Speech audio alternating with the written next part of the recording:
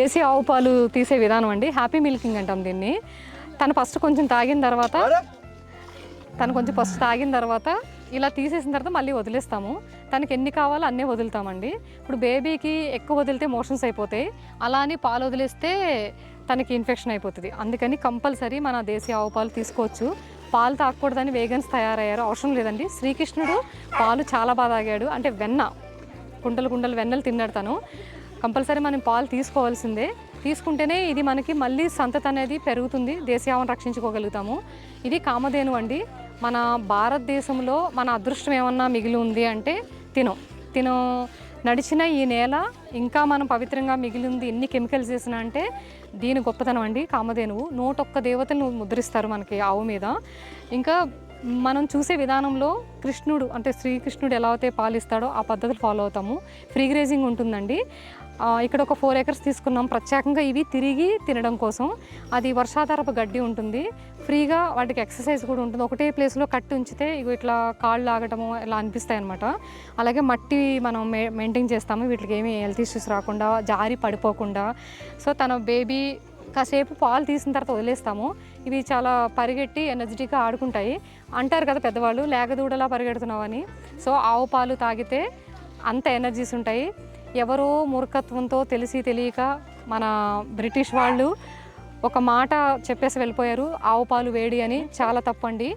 వేడి చేసే పదార్థం తింటే మన ఆరోగ్యానికి చాలా హెల్ప్ అవుతుందండి. అంటే వేడిలో రకాలు ఉంటాయి.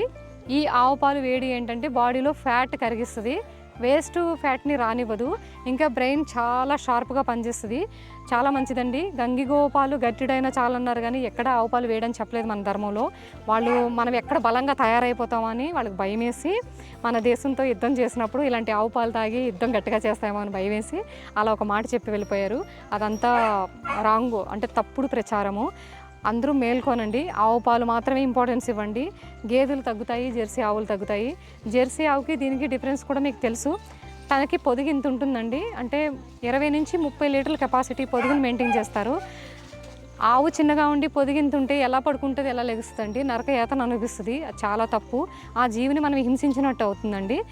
ఈ ఆవు పాలు దగ్గర అయితే అవి సంతతి ఆగిపోతుంది, వాటిని ప్రమోట్ చేయడం మానేస్తారు, వాటిని పెంచడం మానేస్తారండి. ఇంకా అవి పాలు తీయడం చాలా కష్టం, చేతులతోనే పాలు తీయాలి, ఎప్పుడు మిషన్లు పెట్టకూడదండి. మన జెర్సీ ఆవులకి మిషన్లు పెడతారు, అది మిషన్ ఫిక్స్ చేసేసి స్విచ్ చేసేస్తారండి. నరాల నుంచి పాలు మొత్తం మిషన్ ద్వారా ఆ టబ్లోకి వచ్చేస్తాయి అనమాట. అది చాలా పాపం, తన నరకం అనిపిస్తుంది అనమాట జెర్సీ ఆవు. దీనికి మిషన్ పెట్టే అవకాశం ఉండదండి, పెట్టనివ్వదు. మిషన్ పెట్టగానే ఒక తాపు తనితే మిషన్ ముక్కలు అయిపోతుంది. సో అందుకే తినని పెంచుకుంటేనే మనం అన్నీ కరెక్ట్గా ఫాలో అవ్వగలుగుతాము. పొదుగు ఎప్పుడు కూడా కనిపించకూడదండి. మనకి ఒంగోలు ఆవు ఉంది, పొదుగు ఎంత చిన్నగా ఉంటుందో కనిపించకుండా లోపల ఉండేది అసలైన పొదుగు. పాల తీసేవి కూడా చాలా చిన్నగా ఉండాలి, అందుకే ఒంగోలు ఆవు పాలు గొప్పవి అంటారు. తర్వాత నెక్స్ట్ వచ్చేసి మనకి గిర్రు, రాటి ఇవన్నీ ఫేమస్ ఉంటాయి. ఓకేనండి. ఇప్పుడు పాలు తాగుతుంది, కడుపు నిండా తనకి ఎన్ని కావాలితే అని తాగుతుంది. అదే ఫస్టే వదిలేసామనుకోండి ఎక్కువ తాగేస్తుంది. చిన్న బేబీ కదా, మోషన్స్ అయిపోతాయి అనమాట. బేబీ పెరిగే కొలది తన పాలు మేము తక్కువ తీస్తూ ఉంటాము, తను ఎక్కువ తాగుతుంది. ఫస్ట్లో ఎక్కువ తీస్తాము, తను తక్కువ తాగుతుంది. పొరపాటున ఎక్కువ తాగింది అనుకోండి మొత్తం మోషన్స్ అయిపోతే హెల్త్ ఇష్యూస్ వస్తాయి అనమాట. అంతండి. ఇలా బేబీ కడుపు నిండుగా పాలు తాగినప్పుడు తను ఇచ్చే పాలు ఎనర్జీస్ ఎక్కువ ఉంటాయి అనమాట. అంటే హ్యాపీ మిల్కింగ్ అంటాం, అంటే సంతోషంగా పాలు ఇస్తుంది అనమాట. అందుకే మన పాలల్లో గొప్ప శక్తి ఉంటుందండి. మన వాళ్ళు చాలామంది తీసుకుని నాకు ఫీడ్బ్యాక్ ఇచ్చారు. 2 days పెట్టినా కూడా పాలు బ్యాడ్ స్మెల్ రావు, అంటే గడ్డ కట్టేస్తాయి కానీ బ్యాడ్ స్మెల్ రావు. మీరు పన్నీర్గా చేసుకోవచ్చు, నిల్వ పెట్టుకుని టెస్ట్ కూడా చేసుకోవచ్చు అండి. ఈ అడ్రస్ వచ్చేసి మనకి సిలుకూరి బాలాజీ టెంపుల్ నుంచి 5 kilometers డిస్టెన్స్లో ఉంటుంది. చందానగర్ విలేజ్ అండి, ఇది సిటీ కాదు, విలేజ్. రెడ్డిపల్లె దారిలో ఉంటుందండి ఈ ఫామ్ వచ్చేసి. మనకి మీరు ఏమైనా విజిటింగ్ చేయాలన్నా, లర్నింగ్ అంటే నేర్చుకోవాలన్నా ఈ ఫామ్కి వచ్చి మన ఆవులు, బుల్స్ విధానాలు, మన పద్ధతులు అన్నీ చూడాలన్నా ఈ అడ్రస్ మీకు క్లియర్గా ఇప్పుడు ఎక్స్ప్లెయిన్ చేశాను కదా, లాస్ట్లో కూడా డిస్క్రిప్షన్లో ఇస్తామండి. ఇది వచ్చేసి ఇంకొకటి బుల్ గురించి చెప్పాలి. మేము ఎస్పెషల్లీ నాకు చాలా ఇష్టమైన ఒక బుల్లు అక్కడ ఉంది, దాని గురించి ఎక్స్ప్లెయిన్ చేస్తాను. నంది అండి, మన శివుడు ముందు నంది. మామూలుగా అయితే శివాలయంలో నందీశ్వరుడు ఒంగోలు బుల్లు అనమాట. మన దగ్గర ఒంగోలు బుల్లు లేదు. మేము కొంచెం ఒంగోలు బుల్లుని తీసుకొచ్చే ముందు అంతా ప్రిపేర్ చేసుకుంటాము. దాన్ని మెయింటైన్ చేయడం చాలా కష్టం. కొంచెం బలమైన మ్యాన్ పవరు, బలమైన వ్యక్తులు ఉండాలి. దానికి పౌరుషం వచ్చిందంటే ఆపటం ఎవరి వల్ల కాదండి. సో ఒంగోలు బుల్ బదులు మేము మన ఒంగోలు ఆవుకి ఇక్కడ ఒక ఫామ్ హౌస్లో కపిల ఒంగోలు ప్యూర్ బుల్ ఉందన్నమాట, అక్కడ తీసుకెళ్తూ ఉంటాము బ్రీడింగ్ సిస్టమ్కి. మిగతా ఆవులకు మాత్రం బుల్స్ ఉన్నాయి మనకి. ఇది రాటి రాజస్థాన్ నుంచి తీసుకొచ్చారండి.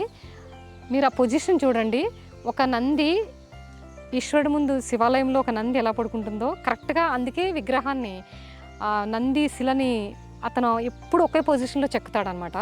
ఒకటే పొజిషన్లో పడుకుంటుంది, గమనించండి. ఒకటి ఫోల్డ్ చేసుకుంటుంది కాలు, ఇంకొకటి ఫ్రంట్కి వదులుతుంది, ఇక్కడ కూడా ఫోల్డ్ చేసుకుంటుంది.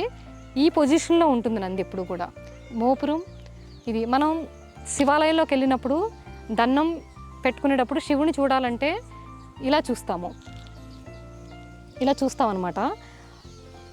అందుకని ఇది అప్పుల్లో ఇలా చూడడం కోసం భారతం రామాయణంలో అశ్వత్థామ కానీ మిగతా వాళ్ళు ఎవరు కూడా 12 to 14 feet ఉండేవారంట. అంటే వాళ్ళు హ్యాండ్ ఇక్కడి నుంచి ఇక్కడికి వచ్చేదంటండి.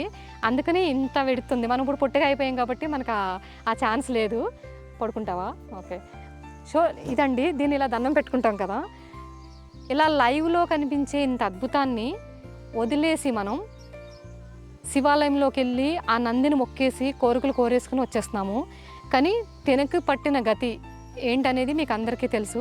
దాని గురించి చెప్దామని స్పెషల్గా నేను ఈ టాపిక్ తీసుకున్నానండి. ఇప్పుడు ఇంత అద్భుతమైన ఈ భగవంతుడిని రక్షించడం మానేసి తిను కటింగ్కి వెళ్ళిపోతుంది, అంటే మాంసంలా మారిపోతుంది. మన అశ్రద్ధ వల్ల మాంసంలా మారిపోతుందండి. దానికి కారణం మనమే, మన అసమర్థత, మన చేతకానితనం. ఇంకొకటి, రోడ్ల మీద మీరు చూసే ఉంటారు, హైదరాబాద్లో కానీ ముంబైలో కానీ యావత్ భారతదేశంలో చాలా ప్లేసెస్లో ట్రాఫిక్ మధ్యలో ఇవి తిరుగుతూ ఉంటాయి. ప్లాస్టిక్, మనం తినేసి పడేసిన ప్లాస్టిక్ కవర్లు ఉంటాయి కదా, వాటిల్లో కుళ్ళిపోయిన ఆహారం, మనం నిలవ ఉన్న ఆహారం కట్టి పడేస్తాం కదా. ఏమీ దొరకక పేపర్లు, మన బ్యానర్సు, పోస్టర్సు, ప్లాస్టిక్ కవర్లు, కుళ్ళిపోయినవి ఆహారం ఇదంతా తిని ఆకలితో భరించలేక, ఎందుకంటే 300 నుంచి 500 kg ఉంటుందండి. చాలా ఆహారం తినాలి. ఈ ఆహారం దొరక్క మనం వదిలేయడం వల్ల, ఇది అడ్డం అనుకుని, అంటే ఇది పనికిరాదు అనుకుని, దీంతో పని లేదని వదిలేయడం వల్ల దీనికి ఈ గతి పట్టింది.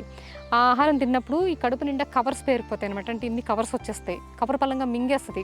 విప్పుకోవటం రాక దాంట్లో ఆహారం ఎలా తీసుకోవాలో తెలియక మనం కట్టేస్తాం కదండి. ఒక కూరగాయల షాపులో కవర్తో మనం కూరగాయలు తెచ్చినప్పుడు ఇప్పటం రాదు, మనకు కూడా కట్ చేసేస్తాం. అంత నాటు పడినప్పుడు అంత స్ట్రాంగ్ అయిపోద్ది అనమాట అది. అలాంటి తను ఎలా ఇప్పుకుంటుందండి, డైరెక్ట్ తినేస్తుంది, మింగేస్తుంది అనమాట కవరు. ఆ కడుపులో క్యాన్సర్ వచ్చేసండి, విలవిలా కొట్టుకుని ఆ రోడ్డు మీదే ఆ మంచినీళ్ళు కూడా దొరకటానికి చనిపోతుంది. సో ఇలాంటి పరిస్థితులు తీసుకొచ్చి ఒక దేవాలయంకి వెళ్ళి మొక్కి ఏం ప్రయోజనం అండి? సో కాపాడదాం. భక్తి ఉండాలి, కానీ నిజమైన భక్తి ఏంటంటే తెలుసుకుంటే బాగుంటుందని నా ఉద్దేశం, అంతే. దేవుడు గుడికి వెళ్ళొద్దని కాదు. ఇంత పాపం చేసి ఇంత వదిలేసేసి ఎందుకు గుళ్ళకి వెళ్ళి టైం వేస్ట్ చేస్తారు?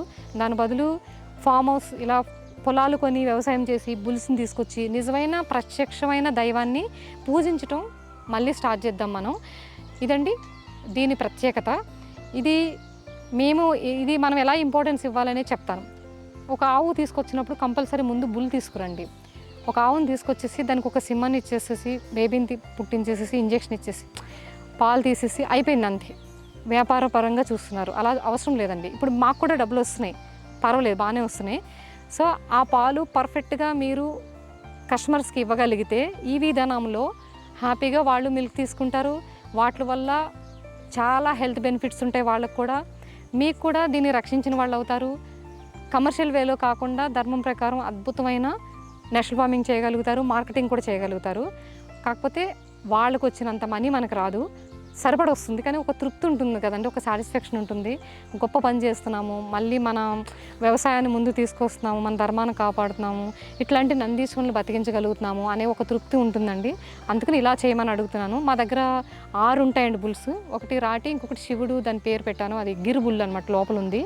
అదొకటి భీముడు, అది కూడా గిరిబుల్లు. గిరిబుల్ వచ్చేసి 4 ఉన్నాయండి, రాటి వచ్చేసి 3 ఉన్నాయి.